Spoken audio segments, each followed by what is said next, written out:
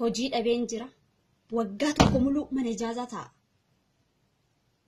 Namitti nan bira jirullee hojii nagalchuun beektu. Maal abbaa kiyya ta'ana? Lakkoofsa Mariyyaan tiyanaa kannitee didaa ture sanitti haa bilbilu. Maal isinuu galteetu moo itti maal yaaboo? Mee itti bilbila.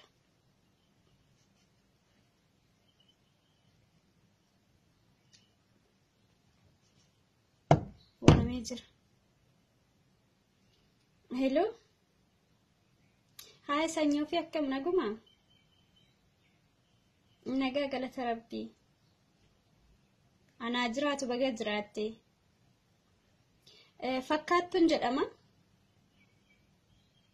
Hiriyyaa argamtuuti. Isitu lakkoofsa keenaa kenne nama keenya nama Oromooti. Dallaala jabaadha. Ijoollee keenya isatu galcha. Anillee hojii baay'ee nagalche naan jetteeti lakkoofsa keenaa kennite. Oddan hojii dhabeetiin kataa'u waggaa tokko ga'ee jira beektee qarshii harkaan qabu baay'ee rakkachaa jira obboleessa kiyya. Eeyyee mee nagalchuu dandeessaa hojii?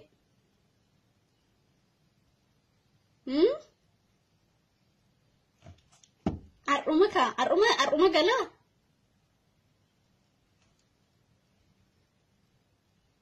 Tole sa'aatii meeqa qophaa'ees eegaa?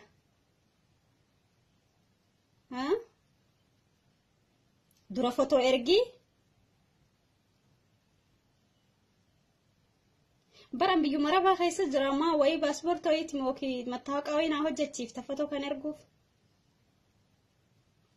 Jechuun umriin tiya 56 namni ati 56 itti itti himte aramni akka nama ajaa'ibaatti nama 50 umriin 56 ni barbaadanii beekte. Umriin tiya ni reefu matana 56 seena jechuun bakka har'uman seene iyyuu 56.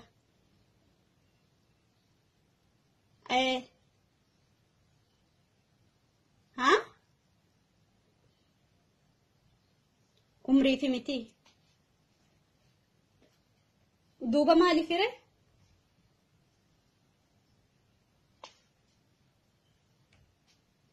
Jabboona fi qumxaadhani. Jechuun bar mana Arabaa keessa hojjedha. Ani hoteela wayii kafteeriyaa miti kati nagalchitu. Ani muuxannoo kafteeriyaa fi hoteela illee qabu beeyti akkasumas istaayiliin kiyya kaman Arabaa keessatti malee kan kafteeriyaa fi hoteelati miti. Maali qumxaa wani na barbaachisee fi sanyii ofii?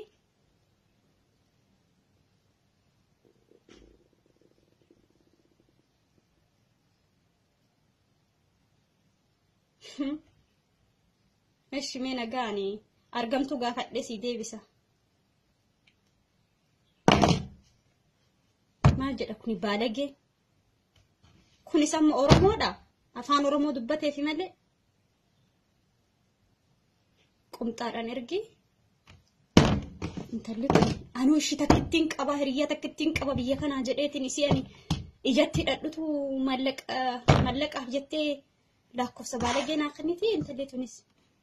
Itti bilbilame.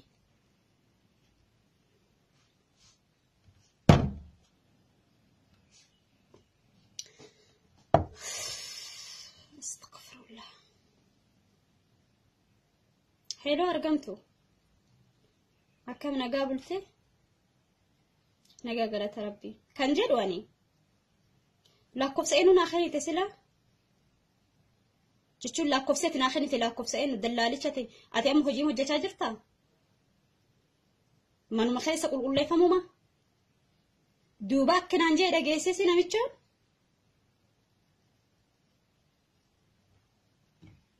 Na dhagahi dura. Qumxaa godhadhuuti. Jabboonaa godhu akka harme keetii fi handhuurri kee mul'atutti miilarra hanga mataa footoo kee mul'isiina erginaan jee dhageesse.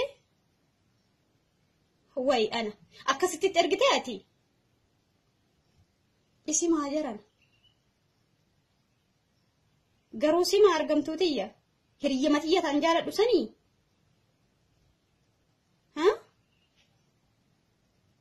Anuma dhageeffadhu. Ati eega maraatti ani maraadhu. Waggaa tokko miti mana ijaazaa waggaa 100 maan teenne maal yoo mana hidhaaf galcheetiin biyya kiyya gale. Biyyee nyaadhu ati. tiyyuma suna nyaachuu deemaa egaa. Tanuman garaa kiyyatti himadhu. Hiriyyaa tiyya takkitti tiyya jedhe. Mana hidhaa seenee biyya kiyyan galuumaa.